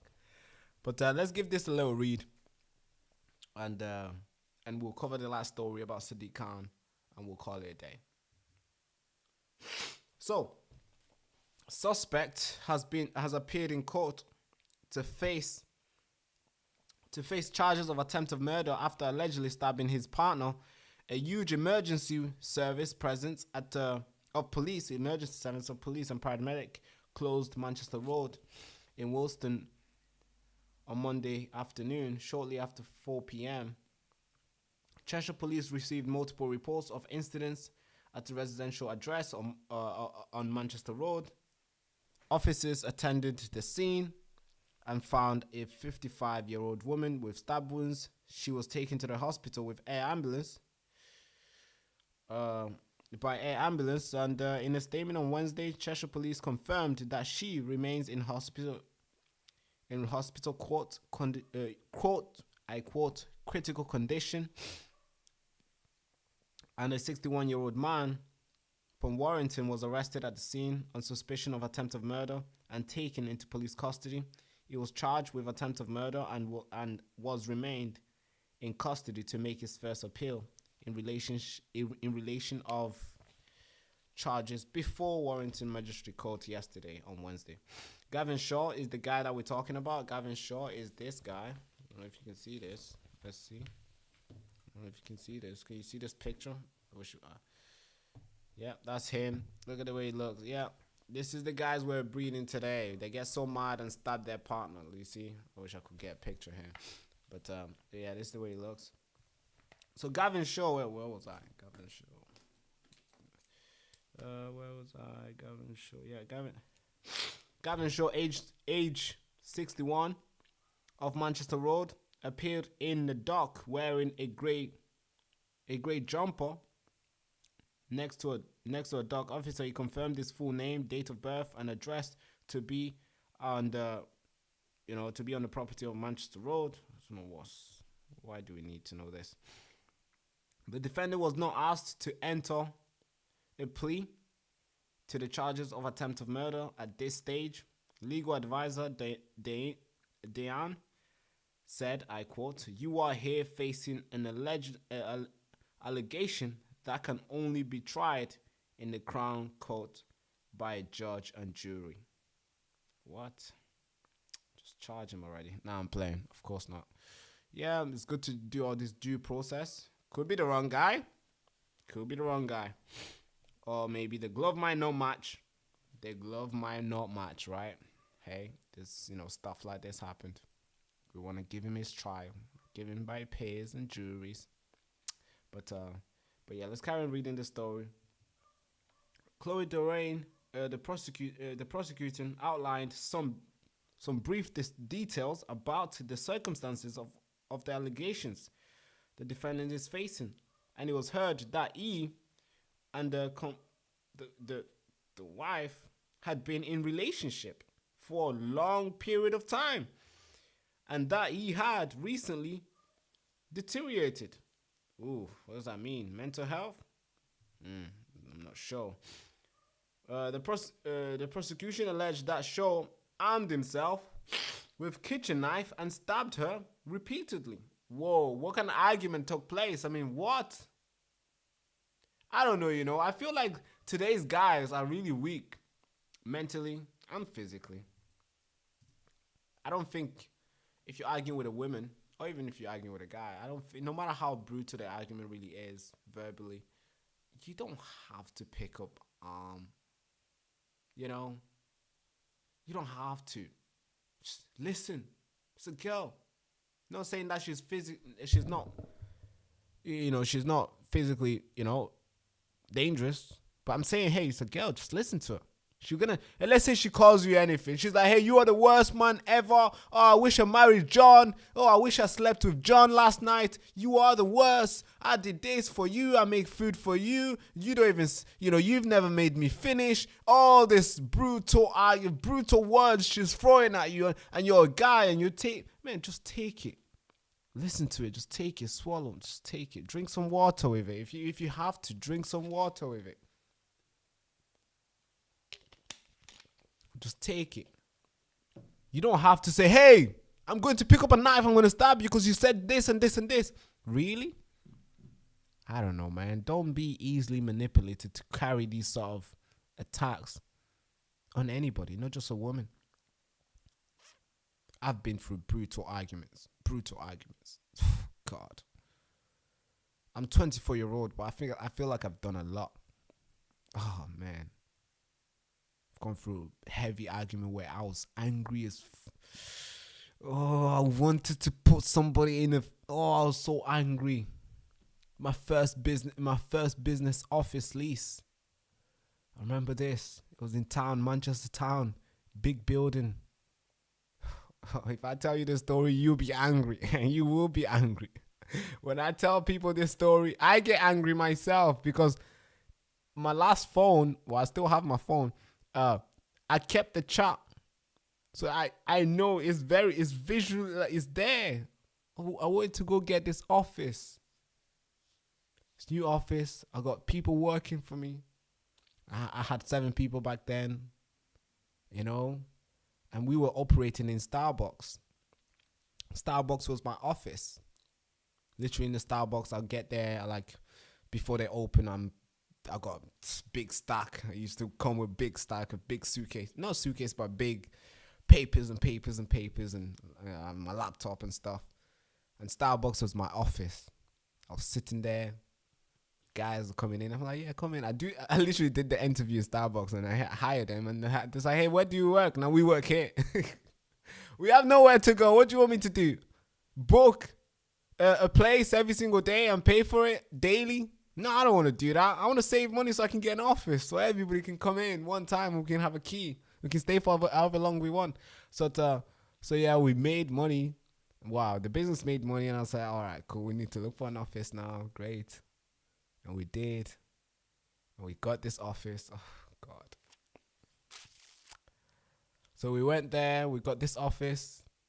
Well, I got this office. I went to view it. It's freaking nice.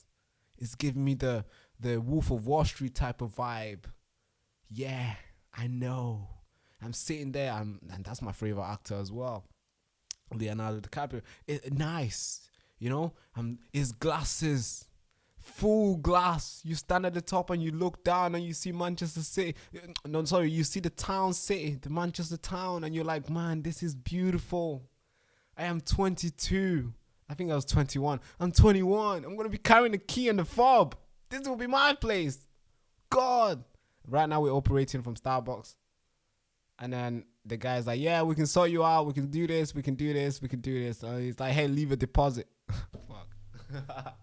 Do you know where the story goes now? Yeah, I don't want to carry on because I might get angry as well. But yeah, basically at the very end, it took 2 months fighting, legal team, lost a lot of money along the way. Police couldn't do anything. No, nothing. You want to know how angry I was? Man, I wanted to do something bad. But maybe that's why I'm still here today. Because the ego is your enemy. Especially as a man, you don't want to give in to that urge to do something to somebody because you are angry. It's all temporarily. Look what we've built. What if I went there and be like, nah, I got to do something to him because I looked him up. I found his wife. I found his kid and did all this. I'm like, yo, that guy was just hustling, man. Just leave him. How much thousands was it? It's okay. It's fine. You're still in business. You got 7 people who you obviously now thought they're going to come to the office, but obviously the office doesn't exist. But you're growing. And this was 21, 22. And we're here today. And now YouTube again. Fuck. I'm angry as fuck. But ego's your enemy. As a man, you don't want to give in to that. Because you create situations like this. When now you got your partner, long relationship that you had with her. Very long relationship. Your partner is in critical condition. Why? Because you got mad. You got sad. You got sad. Oh, you said something bad. I feel bad. I'm sad. I'm angry. I'm going to stab you. Really? Is that the guy that you want to be? Is that the person that you would want? Is that like... what the young generation will see and be like, wow, I want to be like him. Is that what the example you want to push? It's okay, bro. So, yeah, this is the story here. So now this woman is fighting for her life because this guy couldn't contain himself. We can carry on with the story. The prosecutor says he alleged that, where was I?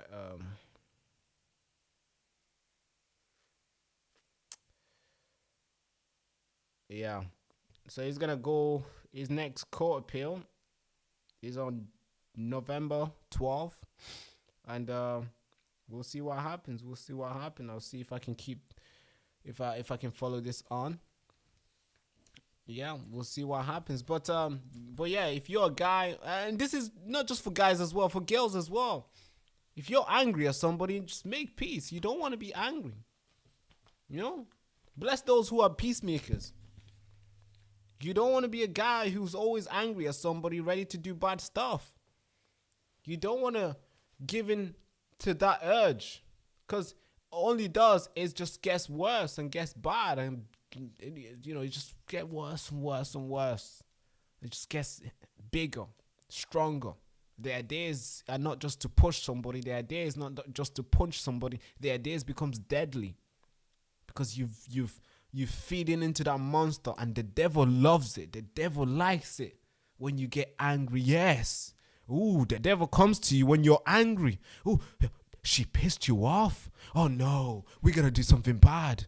That's what the devil loves. It comes in you. It's like, wait, you're angry? Oh, what do you want to do? There's a knife over there. We can do something bad. We want to teach them a lesson. We don't want them to do it again. Do you want to know how ashamed you feel right now? Do you want to know how bad you look right now? Look, the public knows everything. They've heard you. They're laughing at you. Everybody's going to laugh at you when you come outside. You got to do something. That's what the demon and the devil really do to you. Yeah. The devil comes at you when you are weak, angry as fuck, and then leads you to do stuff like this. And now you're looking back thinking, hey, we were fighting about bread. Hey, we were fighting about who should pick up the kids at school. We were fighting about blah, blah, blah. Oh, that was so stupid. Why did I even do that? Yeah, the devil's out now. You've done it. Now you're going to face the consequences. Yeah, good on you. That's what happens. Even if it wasn't that bad. Even if it was stuff like, oh, we were fighting about, even if it wasn't about bread or who's picking up the kids to school and blah, blah, what time to sleep, and you got angry, even if it wasn't that, even if it was something that you deem important, like, oh, she was cheating on me. So what? So what? Nobody cares. Why do you? Move on. It's okay. God did not say, hey, this is your person. I mean, you get cheated on. It doesn't give you a reason to stab somebody. You know? It's a normal thing. You're going to die. They're going to die. Nobody cares. Nobody really cares. But, well, yeah, that's the story here. Oh, God. That's the story here. So what story should we move on to? We've been broadcasting for 1 hour and 40 minutes. We can go on, guys. If you guys want a 3-hour broadcast here, we can do it. But I don't know if that will be good for my health, as I'm getting worse every minute. I'm going to see my parents on Saturday. Actually, no, I'm not going to see my parents. I got a date with my sister. I'm going out. I don't know, we might go get some pizza and stuff. She has to pitch me something. She got a business idea. And she's like, hey, I want you to listen to this. So we're going to go get some pizzas. And we'll sit and we'll talk. Brother, sister, I don't know who's paying. I'm sure she's paying. I know I'm playing. So yeah, I'll probably go back home and see my parents on Saturday. But yeah, that's what's going on. Now, let's cover the last story. Shall we do that? Let's do it. Last story. Oh, man. Sadiq Khan. Ooh. Can we really make a good story of him? Can we really find a date where we're going to cover a good story from Sadiq Khan? Like, hey, look at what Sadiq Khan is doing in London. What a lovely young man. Young man? Yeah, what a lovely young man. Can we really get to that date where we're going to cover something great about Sadiq Khan? I'm sure we can, right? Can it be today? No, not today. No. Sadiq Khan has a lot of plans. No, he has a lot of plans. And a lot of them is plans of his plans not going according to planning. That's what it is. They have a plan. They told you, hey, we're going to build houses. Yeah, we want to build houses. 1.5 million houses for you, for the British people. That was the pitch. It's not just a pitch. It's in the manifesto. It's a promise. It's a contract with the people, right? We're going to build houses. That's what Sadiq Khan and Rachel Reeve and Angela Rayner and all the faces and Keir Starmer on the Labour Party championed on and screamed on top of their lungs, telling you, hey, believe this plan, we're going to do it. How long has it been? I don't know. I don't know how long it's been, but it's been long enough for us to know, hey, they are not going very well. Oh, so they have to do something. They have to protect themselves. And of course, they have to draw brutal measures. And that measure happened to cut you out, as always, right? Why would they include you? Oh, they just sold you the plan. You was not a part of the plan. They just somehow sold you into it, made you buy into it. Why would they include you to the plan? So this is the story here. London's housing portrayal. How Labour plans to cut down their affordability in half. We're building houses. We're not building houses for you. We're just building houses. We just want to hit the goal. We don't want you to buy it. We don't want you to be able to buy it.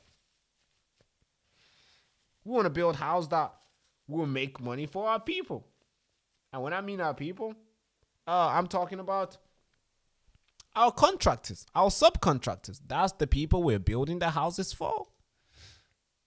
And we're going to make it as profitable for them, unaffordable for you, as much as possible. Because they are the most important people. I mean, don't you love it when a millionaire comes and shake your hand? Why would you lose that connection just to make things cheap? No.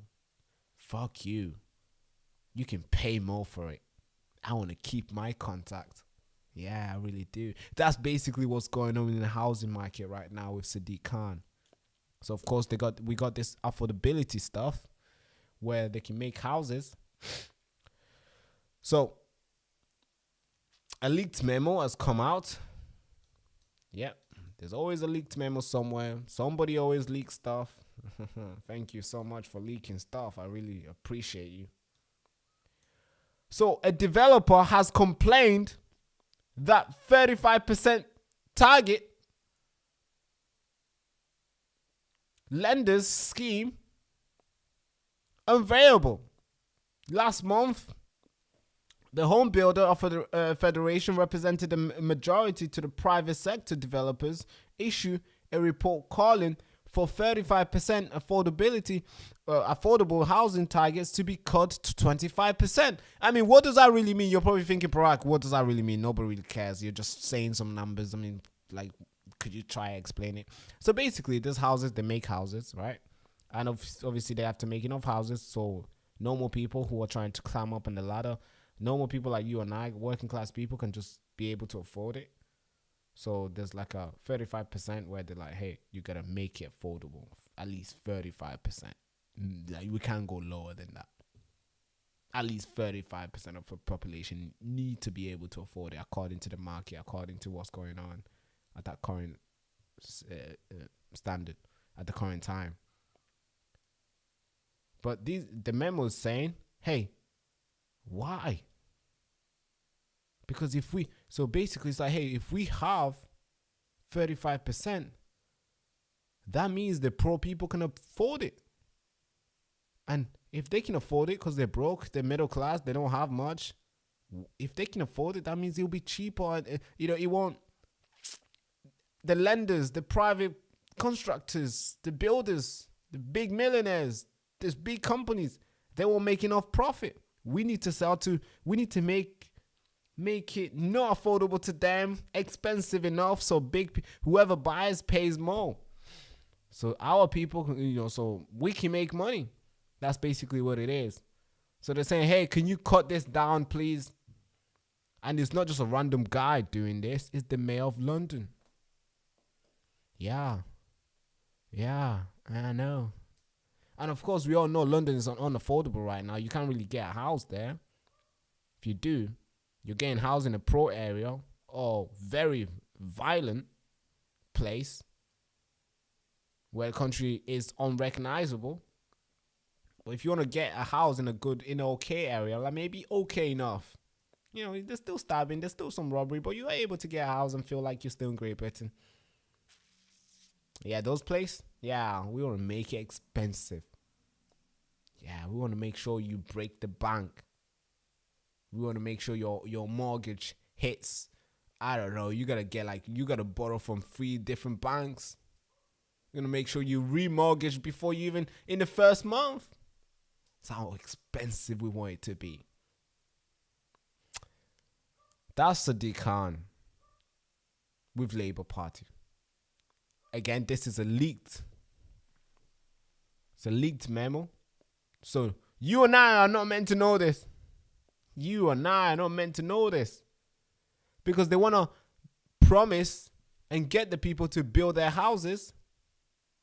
They want to get those people to build houses and make money. And those guys that say, hey, we don't want to build anymore. We don't want to do it. Because if we do, we're making no money. So these guys are like, actually, you're right. Yeah, actually, you're right. Yeah, we're just going to get those people to pay more. That's basically where we are today. They're prioritizing the big guys, as always. And this is the Labour Party. You would expect this from the Conservative. You would expect this from like a big, on the right. Because it's, a lot of, capitalism, profit, this, market, free market, enterprise, whatever. And whoever has the big check wins, whatever. Whoever has the most resources, the most, stuff that they can allocate wins. But the Labour Party should be more like the working class, the, people, hey, we're going to put people first. We're going to do all this, caring. But no, not this Labour Party. No, fuck no. We're going to lobby. Yeah, we're going to lobby the home. We're going to lobby the home builder federation. We're going to lobby so we can hit our targets, so we can get our builders to build, we can get our contractors to move and make things profitable for them. Forget you. You'll be forced to buy anyway. Where are you going to go? It's expensive for you to move out. So you're going to have to just pay it anyway. And our people will make money and we'll hit our goal. And then we can say, hey, we hit our goal anyway and still run for a re-election. Yeah, these guys don't really care. They don't really care. I started this live stream by covering the stories about the horrific crime that's taking place in the street. And you're like, man, they don't care about the street. And you're like, okay, cool. Let's not look at the street. Let's look about the economy. And you're seeing them raising taxes. And you're like, man, shit, they don't care about the economy for us too. They want us to pay for all the stuff that should be. They want us to just take the bill. Just take it. In the street, you get assaulted. Yeah, just take it. Oh, in the shop, you got to pay more. Yeah, just take it. Oh, in the housing market, you got to pay more. Yeah, just take it. Oh, just take it. Crime in your street, your house loses its value. Yeah, just take it. It's okay. That's literally what it is in the UK today. That's what it is in the UK. Now, there was that ant that stood up to me. Yeah, but we can forget about him. Yeah, it was just one ant. One ant. Yeah, you're right. It's just one ant. Yeah, boss. They're puny. Puny? Say, let's pretend this grain is a puny little ant. Did that hurt? Nope. Well, how about this one? Are you kidding? Well, how about this?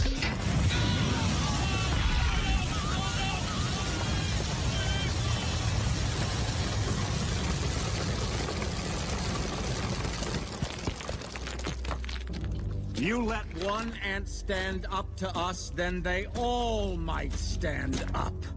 Those puny little ants outnumber us 100 to 1. And if they ever figure that out, there goes our way of life. There was that ant that stood up to me. Yeah, but we can forget about him. Yeah, it was just one ant. Yeah, this is it. This is what's happening. This is what's going on.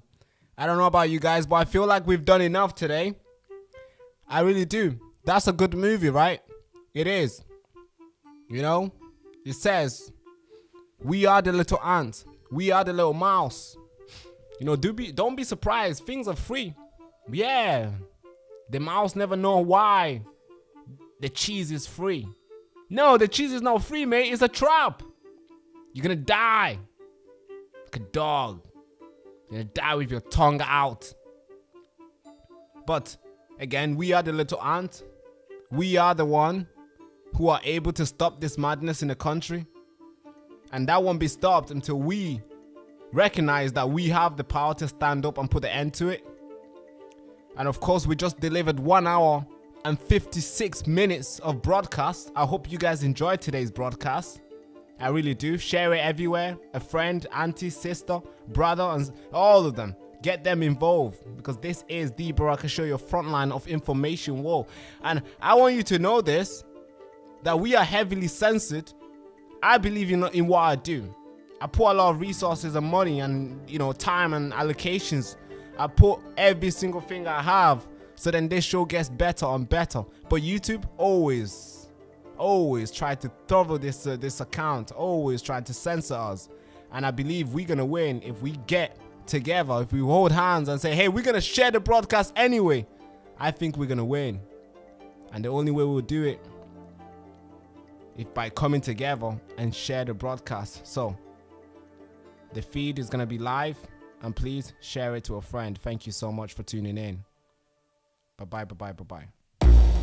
To every single one of you who has walked this road with us, not just the easy win, but the tough, heavy storm, I want to reach out my hand to you, sir, and say thank you so much.